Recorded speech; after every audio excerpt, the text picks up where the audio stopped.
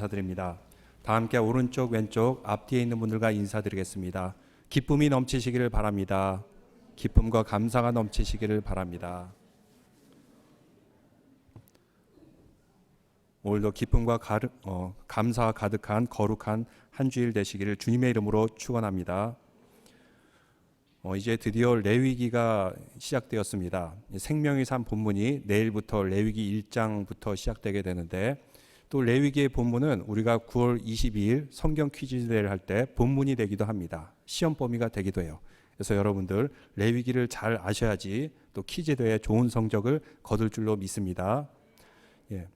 아멘 소리가 많이 죽은 것 같아요. 예. 사실 레위기는 쉬운 성경 말씀이 아닙니다. 제 기억으로도 제가 중학교 1학년 때인가 2학년 때인가 1월 1일 되면 성경을 통독해야겠다, 이런 항상 다짐을 가지고 있었던 것 같아요. 그래서 창세기 쭉 읽어가고 출애굽기 후반에 들어오게 되면은 이제 여러 가지 제사가 나오게 됩니다. 이 지루한 것을 참고 끝까지 읽어내고 그 다음에 레위기에 들어가면 이때부터 성경을 더 이상 읽을 수가 없는 거예요. 포기하게 되고, 또 다음 해가 되었습니다. 또 다음해 1월 1일부터 창세기 1장부터 읽는 겁니다. 새로운 각오를 가지고 1장부터 쭉 읽어나가다가 레위기에 오면 꼭 포기하게 돼요. 이제 그 다음 해가 되었습니다. 그 다음에는 이제 아예 레위기를 뛰어넘고 읽기 시작했어요. 그랬더니 성경이 쭉쭉쭉 읽혀지더라고요. 그래서 어려운 본문을 만날 때가 있어요. 요한계시록이라든지 이런 본문을 만나면 어려우니까 그냥 뛰어넘어갔어요.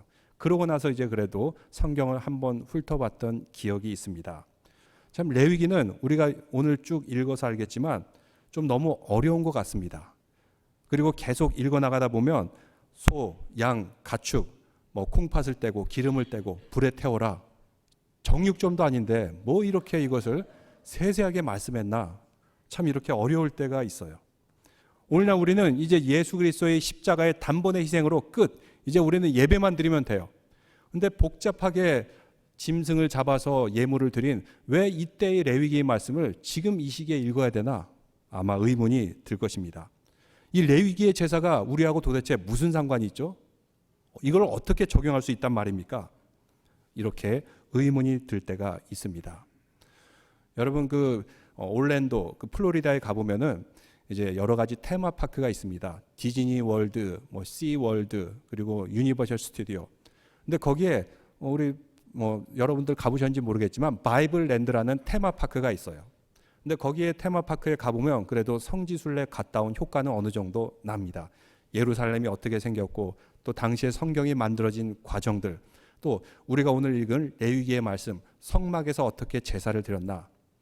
그 테마마다 뮤지컬이 공연이 되는데, 아까 로마 군인으로 나왔던 그 배우가 이번에는 이제 태버나클, 그 성막 앞에서는 또 제사장의 아들로 나오더라고요. 근데 다들 실력은 있어요. 노래도 잘 부르고 연기도 잘해요. 근데 그 아들 입장에서는 성막 앞에서 좀 불평인 거예요. 이 복잡하고 어려운 걸 왜 드려야 되나? 아버지께 좀 이렇게 아버지께 이렇게 좀 불평을 합니다. 아버지 이런 걸 왜 드려야 돼요? 하면서 아버지는 끊임없이 성막 제사에 대해서 외워야 될 것, 번제, 소제, 화목제, 속제제, 속건제, 이거를 자꾸 암기시키는 겁니다. 왜 이것을 드려야 됩니까? 라고 아들이 불평하면서 물어보니까 제 생각에는 당시 사람들 같았으면 막 아들을 때리고 혼내가면서 이렇게 가르쳤을 것 같은데, 아주 다정하게 이렇게 말합니다. 얘야, 우리가 이집트에서 노예 생활을 하지 않았니? 근데 하나님이 전적인 자비하심과 인자하심과 구원하심으로 우리는 그 노예 생활에서 자유인이 되었단다. 이제 하나님께서 우리에게 앞으로 복을 베풀어 주셔서 가나안 땅에 들어가게 되는데, 이 들어가는 과정 가운데 감사함과 이 기쁨을 이기지 못하여 우리는 이런 성막 제사를 드리는 것이란다 하면서 아들에게 가르칩니다. 그러면서 그 제사장으로 나온 아버지가 카도시, 이게 홀리란 뜻입니다. 거룩한. 이 음악을 쫙 부르면서 아주 클라이막스로 절정의 노래를 부르자 주위에서 안개가 쫙 피면서 하나님이 거룩하신 영광, 그 현장을 재현하는데 나름대로 참 감동 있게 그 짧은 뮤지컬을 봤던 그런 기억이 있습니다. 바로 레위기는 감사와 하나님이 인자하심과 자비하심을 찬양하기 위해서, 또 감사드리기 위해서 제사 드리는 방법에 대해서 말씀해주고 있습니다. 그 사진 중에 당시에 성막 사진이 있는데 이것을 하나 띄워주시겠습니까? 예, 당시에 저렇게 성막에서 오늘 우리가 읽은 레위기의 말씀처럼 번제를 드리고 소제를 드리고 화목제를 드리고 이런 모든 복잡한 예식의 절차를 다 갖췄던 것입니다. 레위기가 27장까지 있지만 간단하게 나누면 이렇습니다. 1장에서 16장까지는 하나님 앞으로 나아가는 거룩한 제사 어떻게 드리는가, 여기에 대해서 말씀해 주고 있습니다. 저를 한번 따라해 보시겠습니까? 하나님 앞으로 나아가는 거룩한 제사. 하나님 앞으로 나아가는 거룩한 제사. 그래서 1장부터 16장까지는 거룩한 제사에 대해서 말씀해 주고 있습니다. 그러면 17장부터 27장까지는 무슨 말씀이냐면 어떻게 거룩한 삶을 살 것인가. 저를 따라해 보세요. 어떻게 거룩한 삶을 살 것인가. 어떻게 거룩한 삶을 살 것인가. 여기에 대해서 말씀하는 것이 사실은 레위기 전체의 주제입니다. 그러면 전반부와 후반부의 핵심적인 단어가 있는데 무엇일까요? 레위기의 핵심적인 단어 하나. 거룩입니다. holy. 원어로는 카도시. 이런 말을 사용하는데 이 거룩이란 단어는 원래의 의미는 구별되다, 분리되다 이런 의미가 있습니다. 제가 거룩에 대해서는 계속해서 설명드렸지만 거룩은 세상과 구별되어 살아가는 것입니다. 아니 우리는 세상에서 발을 딛고 살아가는데 어떻게 세상과 구별되어서 분리되어서 살아갈 수 있을까? 노아의 시대 때 하나님께서 홍수로 그 세상을 휩쓸어 버렸습니다. 온통 물로 휩싸였던 그런 세상 가운데 살아남은 배가 있었습니다. 노아의 배. 그는 세상의 물결 가운데 있었지만 그 방주 안에 탔던 사람과 짐승들은 살아남을 수 있었습니다. 그 배는 세상과 구별되었던 거죠. 홍수와 구별되었던 배였던 것입니다. 우리도 그렇습니다. 우리도 세상 가운데 살아가면서 얼마나 안 좋은 세속의 물결이 우리를 휩쓸고 있습니까? 우리를 덮치고 있습니까? 그러나 우리는 노아의 방주와 같은 곳의 삶을 통해서 세상과 구별된 구원된 백성으로 살아가시기를 주님의 이름으로 축원합니다. 세상에 살았지만 그 방주 안에 살았을 때는 구원받을 수 있고 살아남을 수가 있었던 것입니다. 바로 우리가 어떻게 거룩하게 예배를 드리고 거룩하게 살아갈 것인가에 대해서 신학적인 기반을 말씀해 준 말씀이 레위기의 말씀입니다. 그러면 구별돼야 되는데 어떻게 구별돼야 되냐면 예배 드릴 때 우리는 세상 사람들과 다른 자세와 마음을 가지고 예배를 드려야 됩니다. 또 세상의 시간을 살아갈 때도 구별된 시간을 분명하게 지키며 살아가야 됩니다. 며칠 후가 되면은 이제 8월 15일이 됩니다. 광복절. 이제 한국에서는 이 날을 이제 휴식일로 정하게 됩니다. 왜?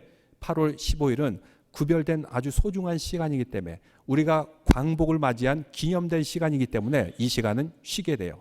사실 미국도 어떻게 보면 전승 기념일이기 때문에 이날 쉬어야 되는데 이날은 공휴일이 아닌데 8월 15일 하면 우리가 거룩하게 구별하면서 옛적 일을 생각하고 우리가 구원받은 감사를 생각하는 그런 날입니다. 예배드리는 우리도 그렇습니다. 주일날 이 시간 예배드리는 시간은 아주 거룩하게 구별된 시간인 줄 믿습니다. 오직 하나님만 바라보면서 우리의 전 존재가 하나님을 향하도록 하는 거룩한 시간, 바로 예배의 시간이 된 줄로 믿습니다.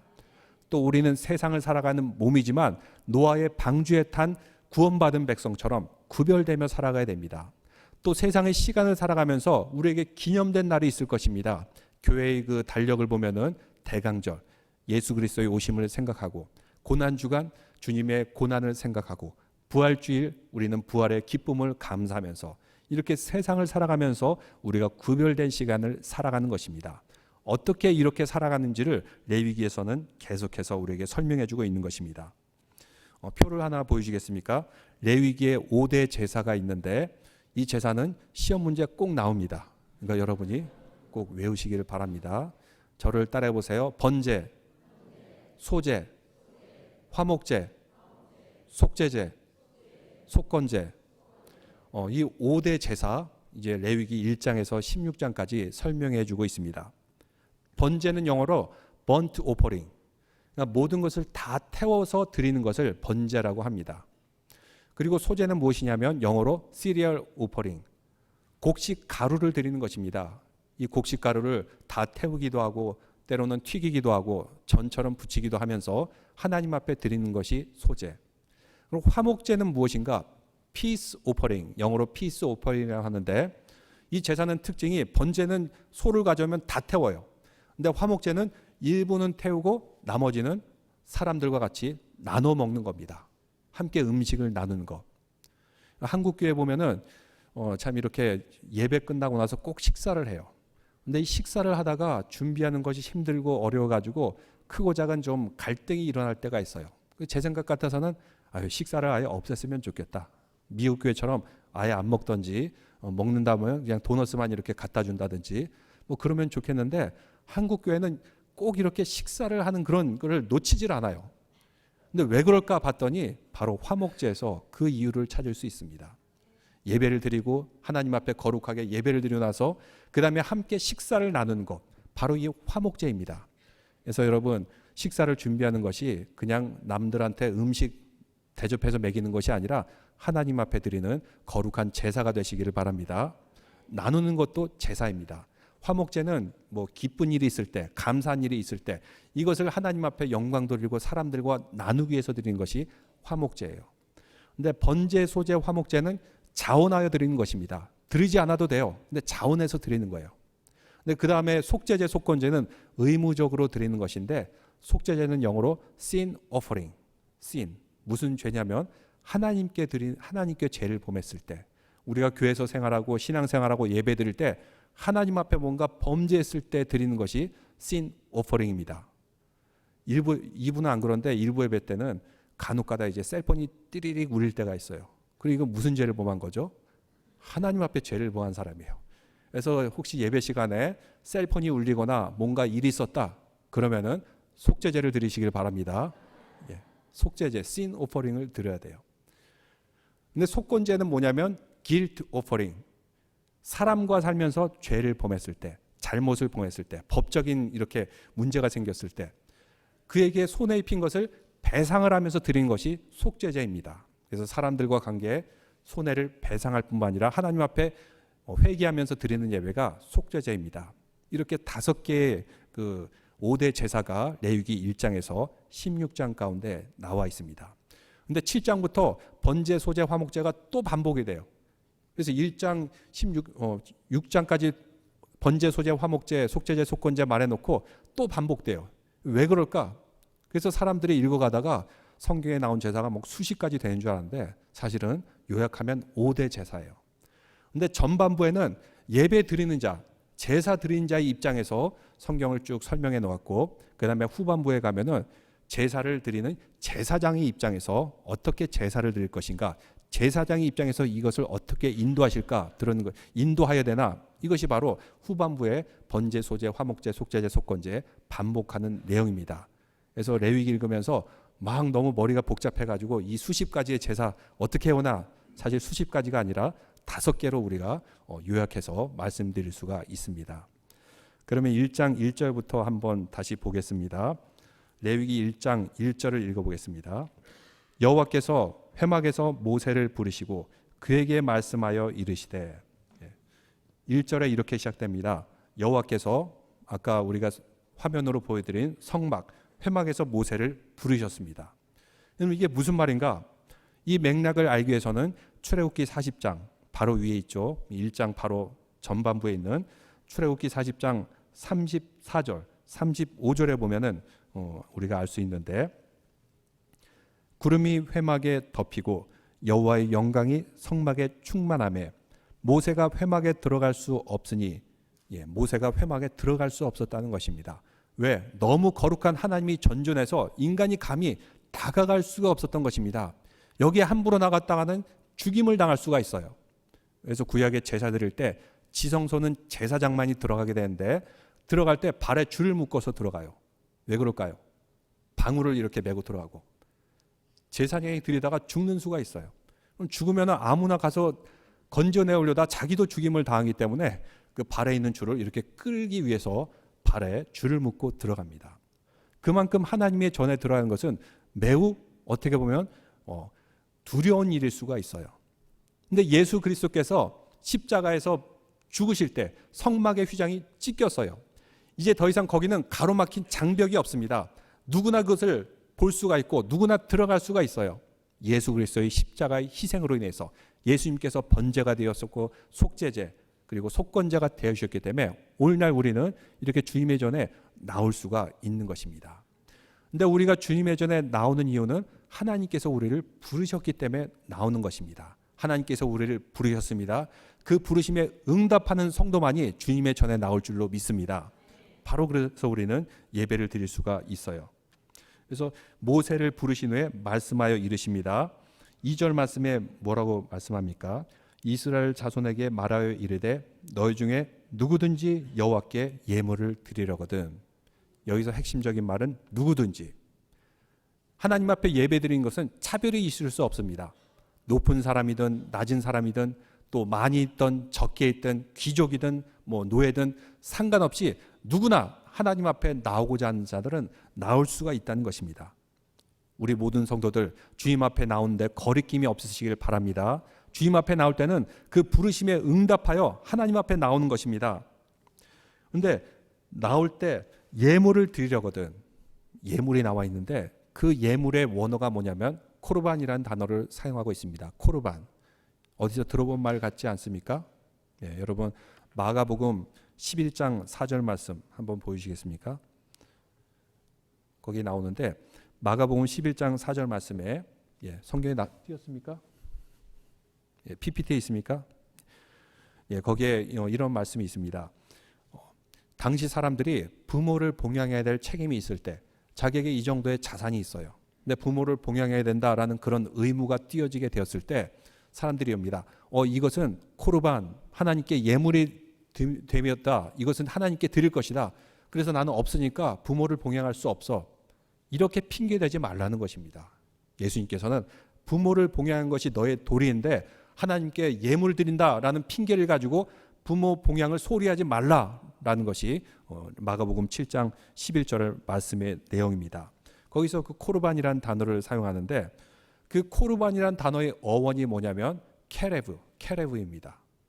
제가 원어를 가능하면 설명 안 하려고 그래요. 원어 하니까 벌써 막 졸기 시작하고 머리 아파지기 시작하고 그런 분들이 계신데, 근데 이 원어를 왜 알아야 되냐면 케레브의 레브의 뜻이 뭐냐면 심장, 내장을 뜻하고 있어요.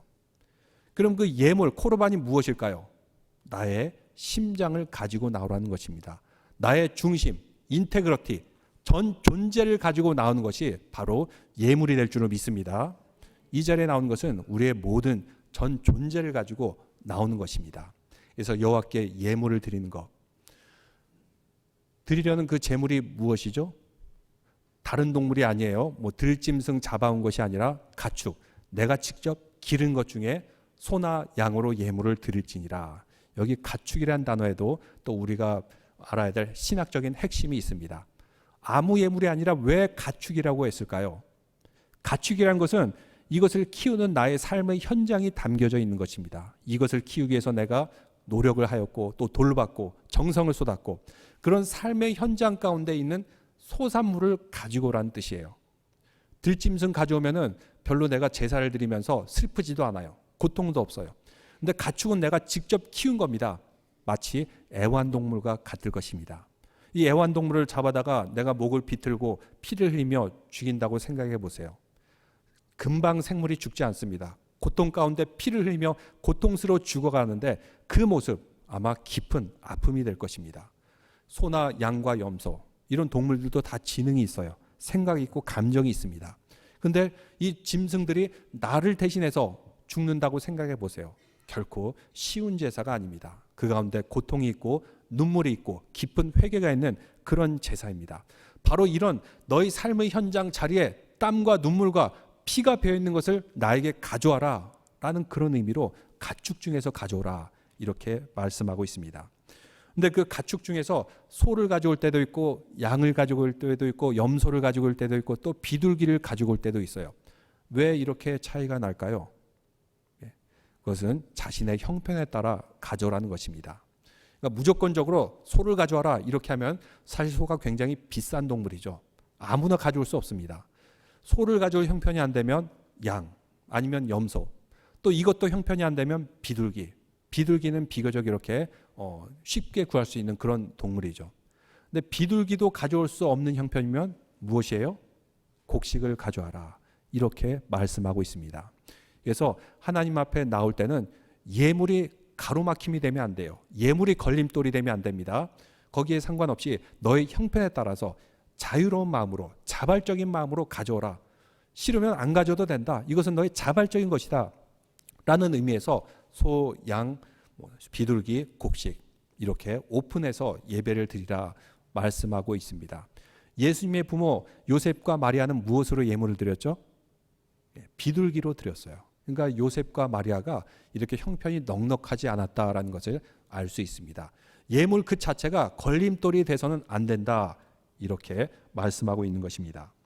근데 4절 말씀에 보면 그 예물을 드리기 전에 어떤 특징이냐면, 여러분 4절 말씀을 같이 읽어보겠습니다. 그는 번제물의 머리에 안수할지니 그를 위하여 기쁘게 받으심이 되어 그를 위하여 속죄가 될 것이라. 번제물에 안수하라. 그리고 속죄가 되라. 여기에 핵심적인 그 의미가 있는데, 그 머리에 안수한 것은 무슨 의미가 있을까요? 이 존재 자체가, 이 소나 양이 바로 내가 되는 것입니다. 그리고 속죄, 어톤먼트, 대신 나를 위해서 죽어주는 그런 뜻을 가지고 있어요. 여러분, 소는 소고 양은 양이고 나하고는 틀리지 않아요? 근데 왜 소와 양이 내 대신이 될까요? 왜 안수하면 내 대신이 될까요? 여기에 신학적인 의미가 있는데, 흔히 비유로 말하면 이렇습니다.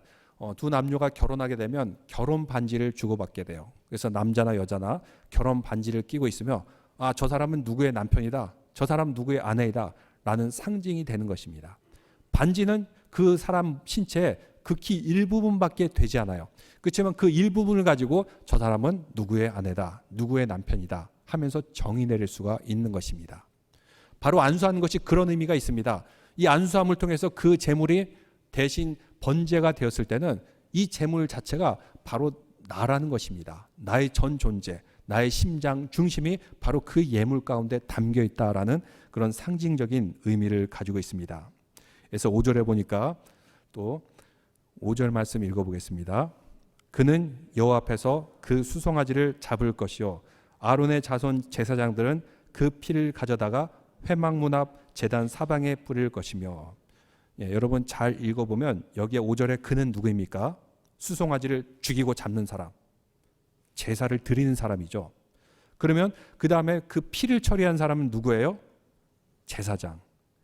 그러니까 제사를 드릴 때, 예배를 드릴 때 나는 그냥 팔짱 끼고 드리는 것이 아니라 자기가 직접 그 제물을 죽이는, 직접 노력이 들어가는, 정성이 들어가는 행위가 있다는 것입니다. 그리고 제사장이 해야 될 것이 또 따로 있다는 것입니다. 우리가 예배를 드릴 때, 찬송을 드릴 때, 또 우리가 주님 앞에 헌신할 때, 성경 말씀을 읽을 때 바로 이런 제사자의 마음과 같이 우리의 헌신이 함께 담겨 있으시기를 바랍니다. 예배는 그냥 팔짱 끼고 가만히 드리는 게 아니에요.